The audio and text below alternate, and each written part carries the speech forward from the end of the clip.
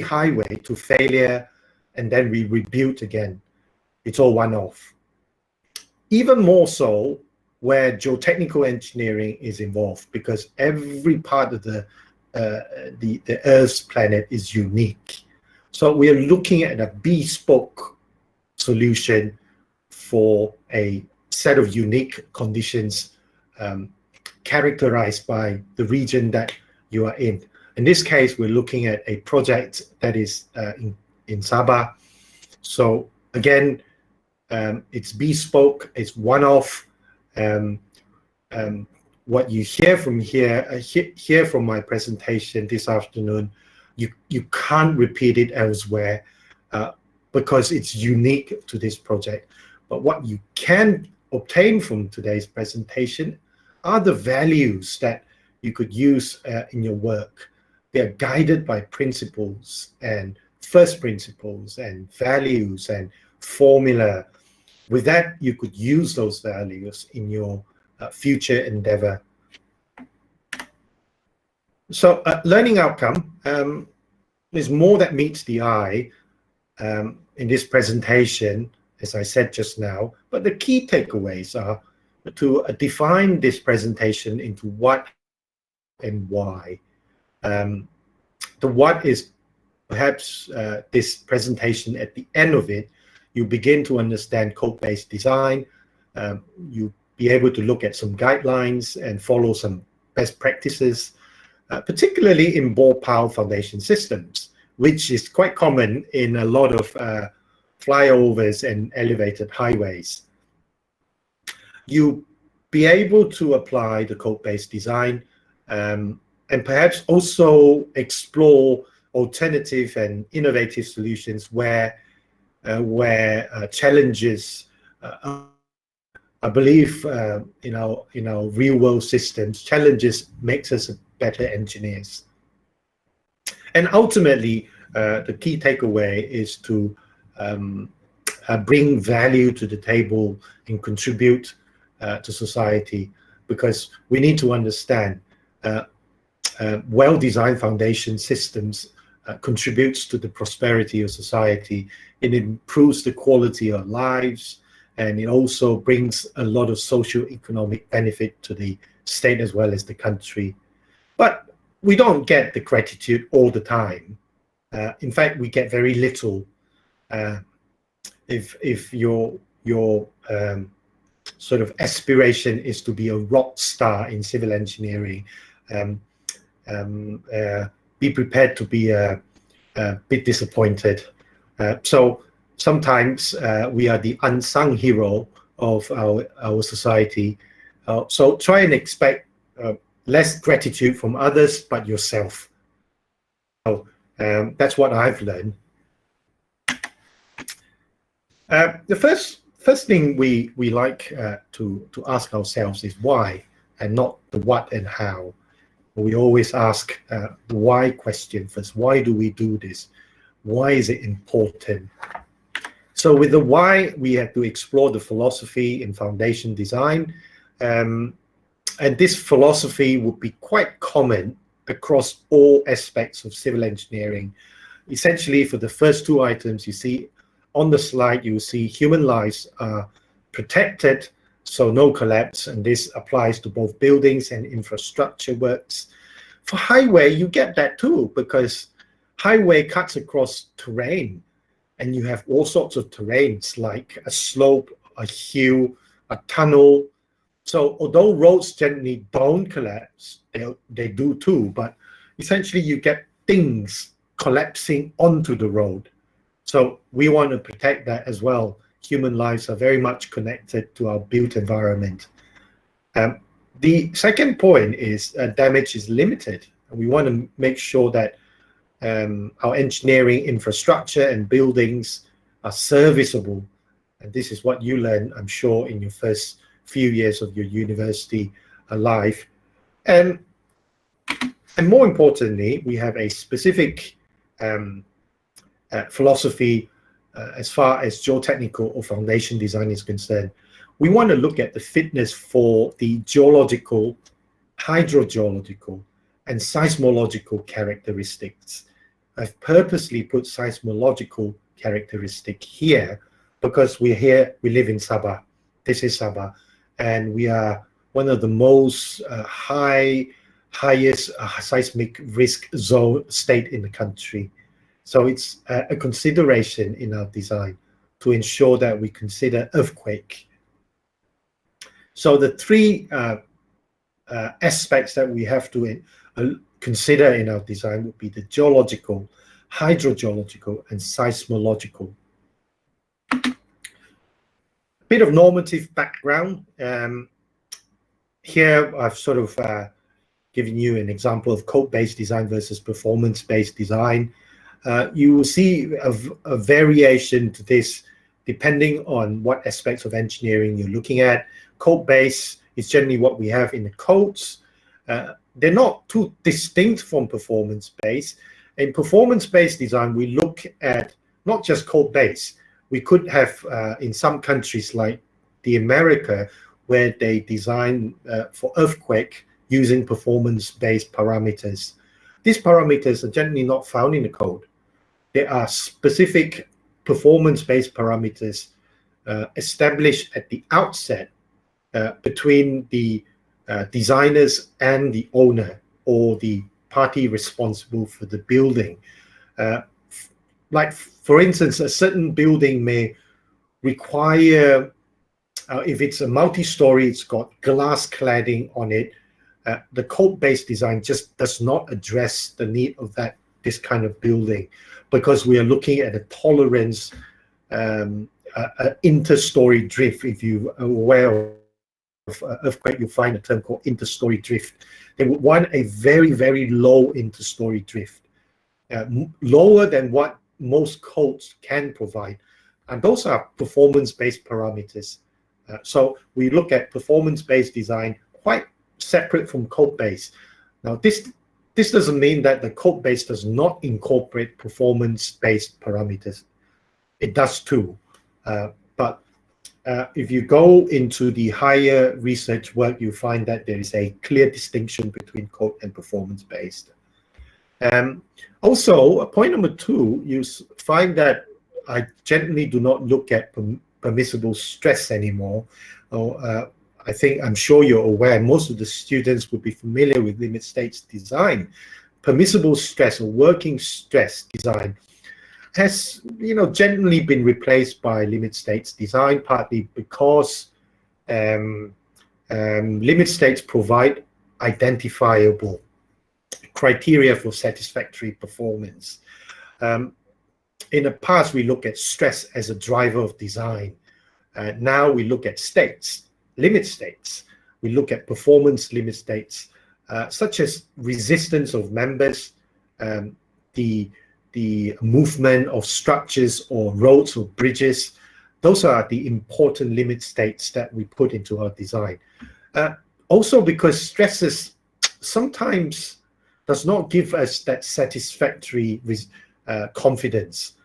Sometimes it may be high value, high stresses, it may be low, but they may be insignificant. So we rather look at limit states.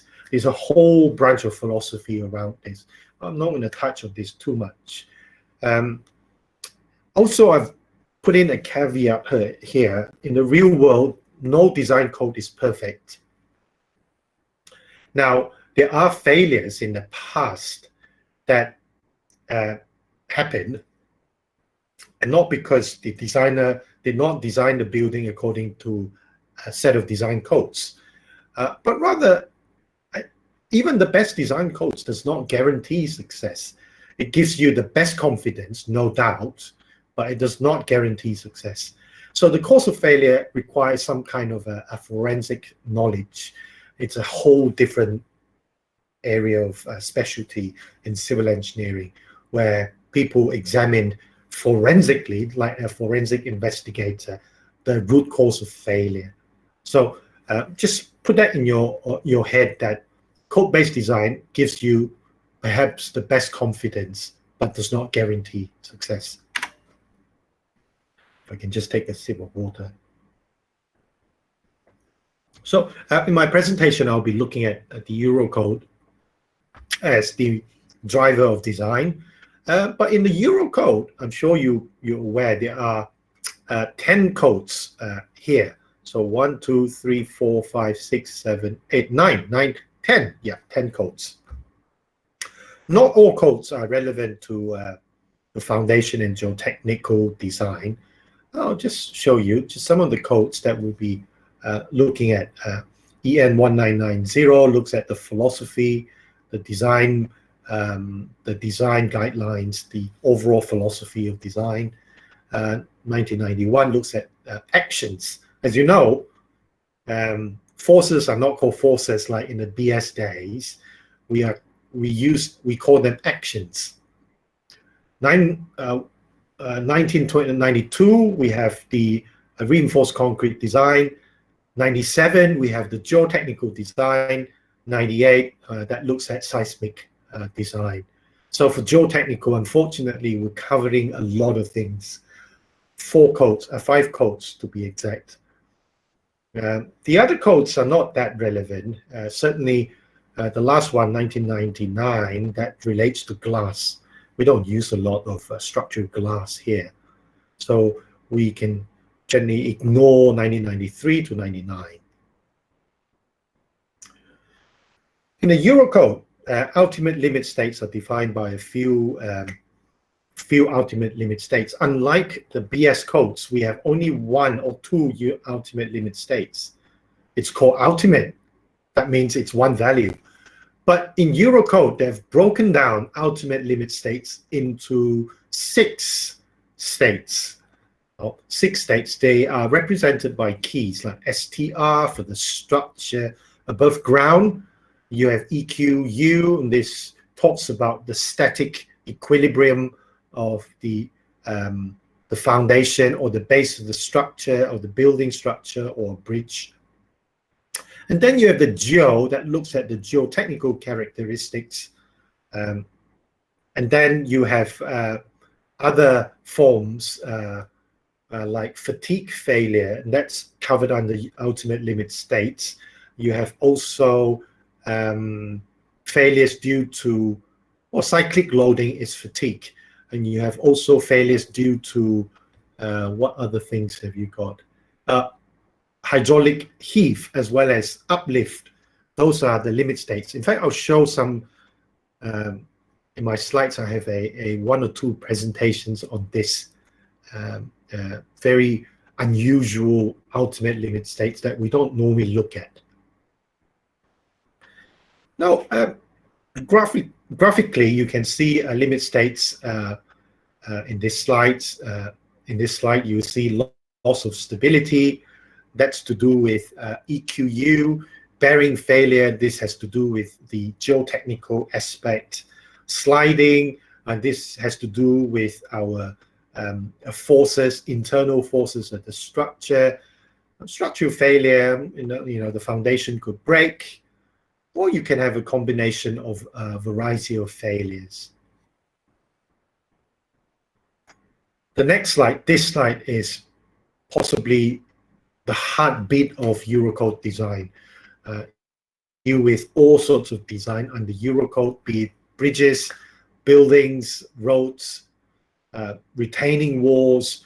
You will come to this chart. This is like the mother of all design charts.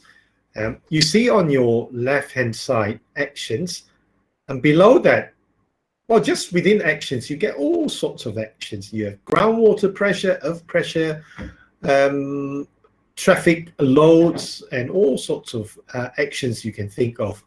When you first started your university year, you would probably come across live loads and dead loads, and they're all covered here in one form or another. It's just been renamed, recategorized for better organization under Eurocode. And then you have ground properties here under the green box, and that looks at the rocks, soils, and other materials, cavities, or unusual ground, contaminated ground, and all sorts of other ground conditions. It's covered under ground properties. Now, I've labeled this green because this aspect of the works will be done by pairing ourselves with field specialists like soil investigators and seismologists. Seismologists will look at a lot of specialized information, like trying to get the peak ground acceleration or the shear wave velocity from instrumentation such as dilatometer test, downhole test. Those are instruments that are more specific to a specific risk of earthquake. Below ground properties, you get the geometrical data. This looks at the building geometry, the bridge geometry, or your highway geometry. So it's more like the design, the man-made structure will be under geometrical data. And moving to the right-hand side, you find design calculations. They're generally broken down into 3 distinct categories: analytical, semi-empirical, and numerical. I'll come to that. I'll come back to this again shortly after I've gone through the others. And then following that, we'll look at the ultimate limit states. And that's where we start to define the limits we want to set for our structure, our infrastructure. With that, we divide them into, like I said, the 6 principal ultimate limit states. You've got the loss of equilibrium, that's represented by EQU, and STR and GEO, that looks at the structure as well as the geotechnical parameters. And you have uplift, hydraulic lift, it's called seepage water. And then at the end, I've sort of added this. It's called FAT, but it's not really FAT. It's short for fatigue. Well, fatigue is not really dealt with in this lecture, so you could readily discard fatigue. I won't also talk about uplift or hydraulic heave because they are very specialized. When you are met a very unique geotechnical challenge where there's water, a reservoir, or some riverways, and when you start to do engineering works in very challenging ground, and you probably be coming across uplift and hydraulic heave. Principally in my presentation, we'll look at STR and GEO. They're very complex, so I'll spend a bit of time talking about this.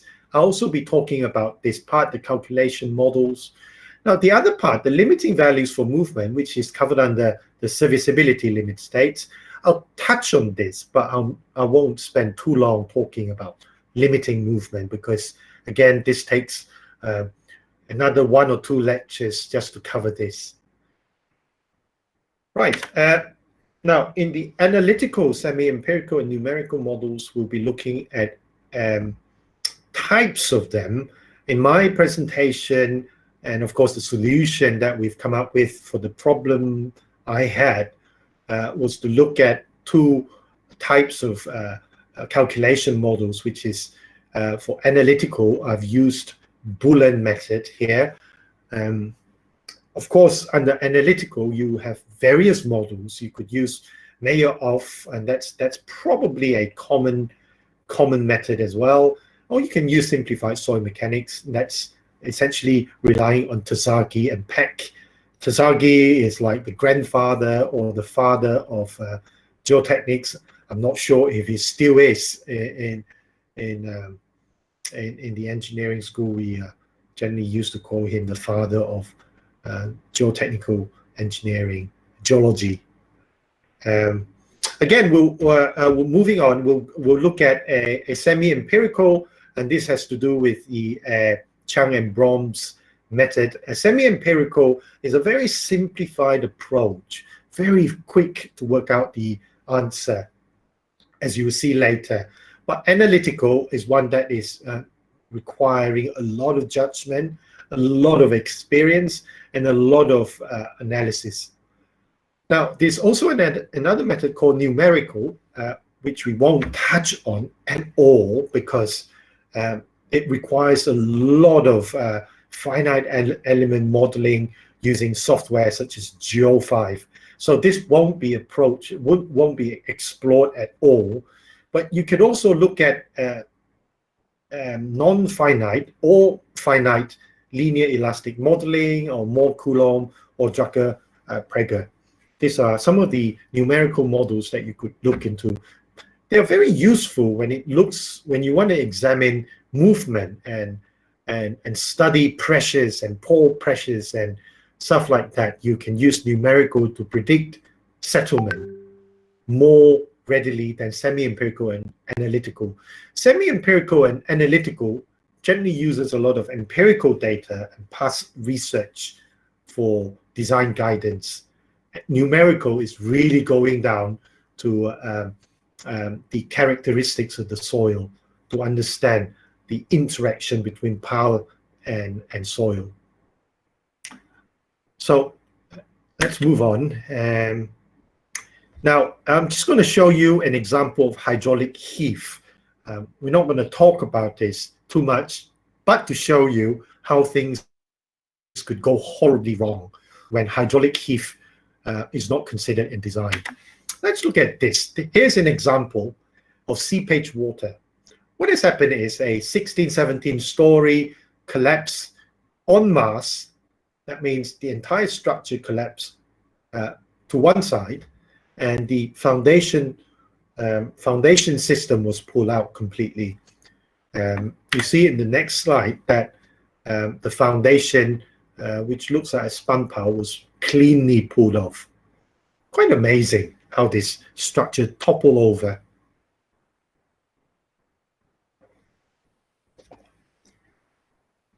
Well, let's look at the sequence. Building stands up straight, sitting on a very nice foundation system, and then an area in front of the building had to be excavated, and that's what they did. They excavated this, and then the excavated earth is dumped here. They're overburdening this part.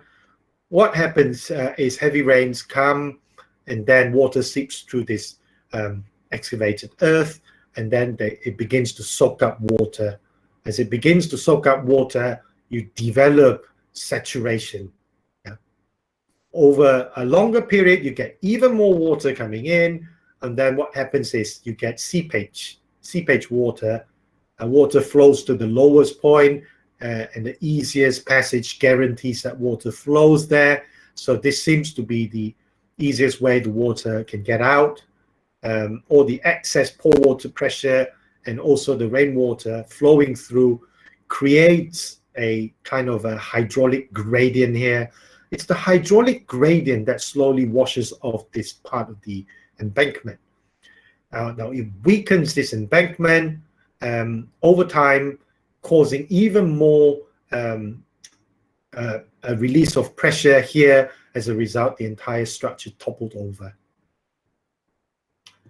Was this the one in China? Oh, yes, yes.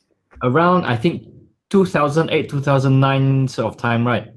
Yes, 2008, I think. Oh, okay. Yeah, I remember this one. Yeah, it was quite famous or infamous. Yeah. Well, this is an example of a hydraulic heave. As you recall from my earlier slides, under ULS, you have 6 ULS, and one of them is hydraulic heave. So this is hydraulic heave, not to be confused with uplift. Uplift looks at buoyancy. That means if you have a building or an infrastructure next to a lagoon or a reservoir, the problem is water seeps through, and then it will lift up your infrastructure from underneath. So there's a clear distinction between uplift and hydraulic heave. Both are not examined here. So just to let you know the complexity of the problems of 21st century. We're building more buildings together, closer to each other. Even highways are very tucked near to residential areas. As you see in Lintas, you get all sorts of intermingling between structures, residential, commercial, with roads and bridges and all that. So we got to really be careful with the interplay of forces. Overview of ground investigation. We need everything starts from soil investigation. This gives a very good conceptual view of the kind of ground investigation that will interest the designer. Of course, if you can just look at the inner circle, you'll find field testing that looks at the soil classification. It looks at the SPTN values. It looks at the undrained shear strength of the soil. Identification that looks at whether it's more clayey or silty or sandy. Laboratory testing is guided by a series of technical specifications, all 12 of them. It looks at essentially your drain parameters, your undrained parameters, your internal angle of friction, and all those soil parameters that will be essential for designing your structure. Essentially, for this project that I will demonstrate to you, it's a mostly sand. So in mostly sand, we'll be looking at the drain or long-term strength parameters. For the drain parameters, we'll be interested more on the effective stresses, the effective angle of friction, and the effective cohesion of the soil, the internal strength of the soil. And then drain parameters from laboratory results. You can obtain this from lab tests, or you can correlate.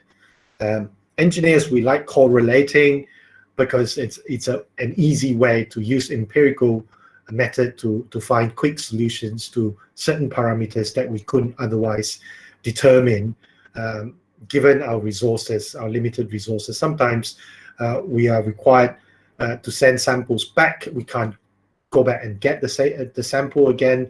We may be forced to use empirical correlation. So it's very important to have a lot of empirical correlations, the formulae handy, so that you could just go to them as soon as you can't go back to the site to do more lab tests or field tests. With engineering, we sometimes look at vision. In the real world, we are trained to look at what we would envision as the end product. With that, we develop a sense of engineering vision. It's always good to imagine what we intend to achieve as our primary outcome. And for that, we sometimes need to develop some kind of idea, a first creation which is in the mind, and then the second creation is what you see in the real world. So this gives us a good sense of grounding to begin with the end in mind. Right, the project that we will be exploring, we'll be looking at a huge project called V21 Residence. It's in KKIP. It's about 6,000 over units, fully fitted homes, tucked inside large greenery enclave. It's possibly going to be the first, if it's successful, and if it's delivered in time, it will be probably the first project to have EV stations for those who are interested to invest in EV cars. EVs are electric vehicles. They are fully electric. That means they don't run on fossil fuels. They run essentially on electric grid.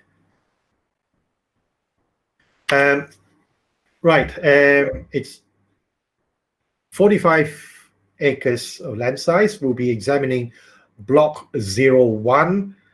Although they're quite identical with some salient differences, but they are essentially about the same. It's 1 multiplied by 8 to get all these blocks. Although there are some differences between the north east part of the towers compared to the northwest, southwest. But essentially, we'll be looking at just block 01. Right, question here. I've been talking a lot. What do you think? In foundation design, are actions calculated top-down or bottom-up? Anyone? Top-down. Yes, that's right. we look from top down, we find the loads and we start to count them downwards. It's a top down, not bottom up. Construction could be bottom up, but the calculation always starts top down. Is seismic action an important consideration in foundation and geotechnical design? It's a dead giveaway. I think everyone knows this. Of course it is in Sabah. It depends on where you are. If you are in areas like, if you're in the UK, certain parts of the UK, you can just ignore seismic. This is true also because the fracking industry, the oil and gas has a technology called fracking. Fracking industry has been stopped effective 2020, I think. Fracking industry tends to stimulate earthquake in the UK. So fracking industry is a man-made industry that creates an unnatural disruption to the geological situation in the UK. But apart from that, in the UK, generally you do not look at seismic action unless you're working near some sensitive zones where there's a lot of vibration involved. The other question I like to ask is would you look at liquefaction in Sabah? Anyone familiar with earthquake design? Do we look at liquefaction? Is that a risk?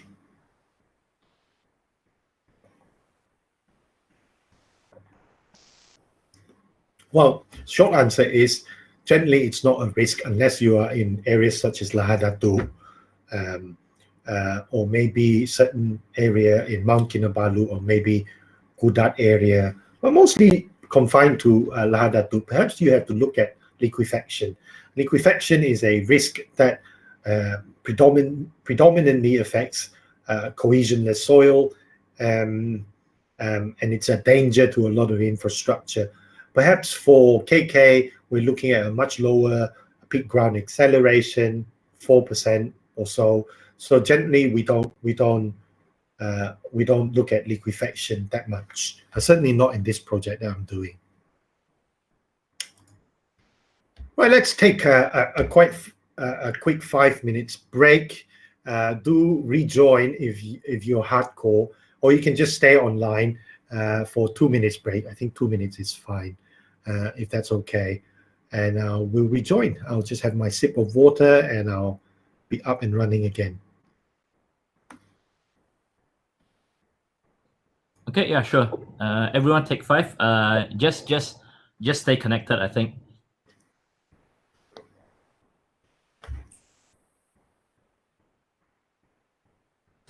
Okay, sir.